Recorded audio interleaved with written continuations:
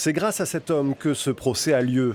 Un lanceur d'alerte tenu par son devoir de réserve, mais soulagé après 2 heures d'audience où il a été ému aux larmes. Ancien policier de la brigade de protection des mineurs de Marseille, Christophe Annunziata enquête et révèle les agissements de son ami et partenaire de bureau, Julien Palisca. Convaincu qu'il s'agit d'un pédophile, il alerte sa hiérarchie, notamment au sujet de SMS envoyés par l'accusé à un jeune homme de 17 ans. On ne cesse de lui écrire jusqu'à 11h, minuit, en le tutoyant, en l'appelant mon chat, etc. Enfin, des propos et une attitude totalement hors sujet par rapport à la fonction d'officier de police judiciaire. C'est le point de départ de cette affaire. Et pourtant, Marc Rolland, chef de cette brigade, et d'autres supérieurs hiérarchiques vont tarder avant de saisir l'IGPN. Ils l'ont reconnu aujourd'hui à l'audience.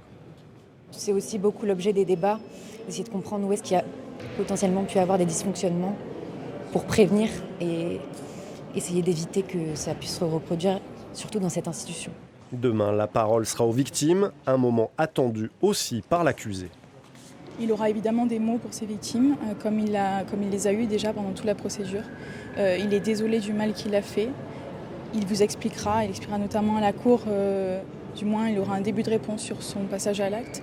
Et évidemment que le sort des victimes l'attriste énormément. 2 enfants philippins violés il y a 7 ans par Julien Lipasca. Ils devraient témoigner en visioconférence.